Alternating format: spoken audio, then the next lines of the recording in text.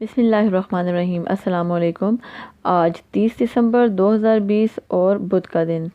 आज के दिन की सबसे अहम खबर जो सामने आ रही है वो है मुस्लिम लीग नून के दो जो अरकान हैं जिसके इस्तीफ़े जो हैं वो कौमी असम्बली के स्पीकर असद कैसर के सामने पहुंचा दिए गए थे। उन्होंने आज स्पीकर से कहा है, उनके सामने रिटन में दरख्वास्त दी है कि आप हमारे इस्तीफ़ों को कबूल ना करें। इतलात के मुताबिक मुस्लिम लीग नून के अरकान कौमी असम्बली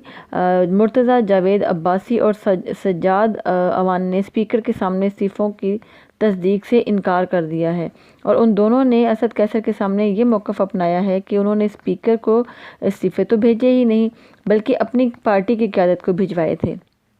इसलिए उनके ये इस्तीफ़े जो हैं वो कबूल ना किए जाएं। उसके अलावा दोनों अरकान जो हैं इन्होंने स्पीकर से मुलाकात करके उन्हें तहरीरी दरख्वास्त देते हुए उनसे इस्तदा की है कि उनके इस्तीफ़े जो हैं वो बिल्कुल भी मंजूर ना किए जाएं। इससे पहले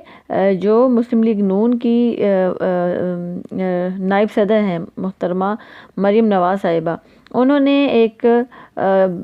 बयान दिया था जिसमें उन्होंने कहा था कि मेरे शेरों, जाकर स्पीकर से कहना कि ये पड़े इस्तीफ़े, इन्हें कबूल करो। लेकिन आज उनका ये जो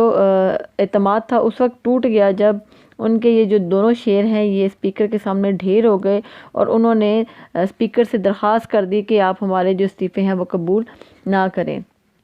इस लेटेस्ट अपडेट के बारे में जब शेख रशीद से उनका मौक़िफ़ लिया गया तो उन्होंने बताया कि जो ये दोनों MNAs हैं ये चूँकि घर घर जाकर उन्होंने वोट मांगा और बहुत मुश्किल से इन्होंने वोट मांग कर ये सीट हासिल की है, तो जो लोग ख़ानदानी विरासत को संभाल के जो पैराशूट के ज़रिए आते हैं और जो इस तरीके से ख़ानदान की जो मीरास को लेके चलते हैं तो उनको इस चीज़ का अंदाज़ा नहीं है कि किस तरीके से वोट मांगे जाते हैं। उन्होंने मज़ीद ये बताया कि जो कल एक मीटिंग हुई थी उसमें भी जब बुलाया गया था तो ये दोनों अरकान जो हैं मुर्तज़ा जावेद अब्बासी साहब और सज्जाद अवान साहब ये उसमें शामिल नहीं हुए थे और उन्होंने ये भी बताया कि अमीर मकाम जो हैं उन्होंने उनको अपने इस्तीफ़े दिए थे। और दूसरा उन्होंने ये भी बताया कि जो मरीम नवाज़ साहिबा दावा कर रही हैं कि उनके पास जो 159 इस्तीफ़े जो हैं वो हो चुके हैं, तो उन्होंने बताया कि मेरी इतलात हैं कि कई लोग ऐसे हैं जिन्होंने इस्तीफ़े साइन नहीं किए और बहुत सारे ऐसे लोग हैं जिन्होंने हाथ से इस्तीफ़े नहीं लिखे हैं और जो सुप्रीम कोर्ट है उसके मुताबिक जब तक आप हाथ से लिख कर इस्तीफ़ा नहीं देते तब तक वो जो इस्तीफ़ा है वो काबिल कबूल नहीं होता। और उसमें एक और शर्त ये होती है कि आपने ये लिखना होता है कि ये जो इस्तीफ़ा मैं दे रहा हूँ ये मैं बग़ैर किसी भी दबाव के अपनी मर्ज़ी से दे रहा हूँ। तो उन्होंने बताया कि इस तरीके से जो इस्तीफ़े लोग दे रहे हैं, मीटिंग आज जो हुई है उसमें भी इमरान साहब ने कहा है, इमरान ख़ान ने, और जो 2-3 दिन पहले भी एक मीटिंग हुई थी उसमें उन्होंने बताया था कि मैंने जो स्पीकर हैं कौमी असम्बली के असद कैसर, उनको कहा है कि कोई भी अगर आपको इस्तीफ़ा पेश करता है तो आप उसको फ़ौरन कबूल करें ताकि हम वहाँ पर ज़िमनी इंतख़ाबात जो है वो करा सकें। उसके अलावा जो दूसरी लेटेस्ट अपडेट है वो ये है कि जो PPP के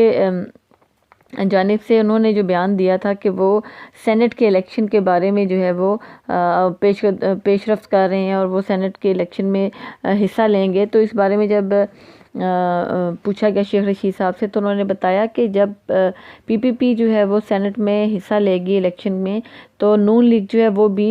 उम्मीद है कि अब सेनेट इलेक्शन में हिस्सा लेने के बारे में सोच सकते हैं। उन्होंने मज़ीद कहा कि जो ये 3 मेन पार्टियां थीं, जो PDM है, PDM के तहत में 3 मेन पार्टियां थीं, एक पीपल्स पार्टी, एक मुस्लिम लीग नून और फजलुर रहमान साहब। तो उन्होंने बताया कि जब ये जो 2 पार्टियां जो हैं वो अकेली इस टाइम रह गई हैं क्योंकि पीपल्स पार्टी जो है उसने अपना वाज़ेह मौक़िफ़ ले लिया है कि वो सेनेट इलेक्शन में भी हिस्सा लेंगे और वो ज़िमनी इंतख़ाबात में भी हिस्सा लेंगे। तो इस तरीके से अब सिर्फ 2 लोग अलहदा रह गए हैं जो कि मुस्लिम लीग नून है और JUIF है। और JUIF तो जैसे आपने ख़बरें सुनी होंगी कि वो तो बिल्कुल ही इस वक्त ख़ुद अंदरूनी खलफिशार का शिकार है और बिल्कुल टूट फूट का उसको सामना करना पड़ रहा है। तो इस वक्त देखना ये है कि किस तरफ जो हमारी सियासत है वो रुख मोड़ती है। उसके अलावा जब ये पूछा गया शेख रशीद साहब से कि जो आपने आज एक प्रेस कॉन्फ्रेंस की और उसमें आपने बताया कि 16 फरवरी को जो नवाज़ शरीफ हैं उनका पासपोर्ट मनसूख कर दिया जाएगा। तो इसके जवाब में उन्होंने बताया शेख रशीद ने कि अब ये देखना है कि जो नवाज़ शरीफ हैं वो अगला लाया अमल क्या अख्तियार करते हैं। इससे पहले अगर आपको बताती चलूँ तो वज़ीर दाखिला शेख रशीद अहमद ने कहा था कि वफाकी हुकूमत की जानिब से 16 फरवरी को मुस्लिम लीग नून के कायद नवाज़ शरीफ का पासपोर्ट जो है वो कैंसिल कर दिया जाएगा। उन्होंने ये भी बताया कि मैनुअल वीज़ा सिस्टम जो है वो ख़त्म कर दिया गया है और 1 जनवरी के बाद से जितने भी वीज़ाज़ हैं वो ऑनलाइन जो है वो उनका इजरा किया जाएगा। तो क्योंकि उन्होंने बताया कि जो मैनुअल वीज़ा सिस्टम है उसके अंदर बहुत ज़्यादा करप्शन हो रही है और बहुत ज़्यादा जो लोग हैं वो पैसे देकर अपने जो वीज़े हैं वो एक्सटेंड करा लेते हैं और वीज़े हासिल कर लेते हैं। इसका एक और भी उन्होंने बहुत अच्छा जो इक़दाम उठाया है, इससे एक और फ़ायदा ये होगा कि जो लोग करप्शन करके वीज़े एक्सटेंड करा लेते हैं या जो मुजरिम हैं जिनके वीज़े पासपोर्ट मनसूख हो जाते हैं वो दोबारा से उनको हासिल करके मुल्क में और बैरून मुल्क जो है वो सफ़र करते रहते हैं। ये थी आज की सबसे अहम खबर। जैसे ही कोई नई अपडेट आती है हम आपको बताएंगे। अगली वीडियो तक के लिए इजाज़त दीजिए। अल्लाह हाफ़िज़।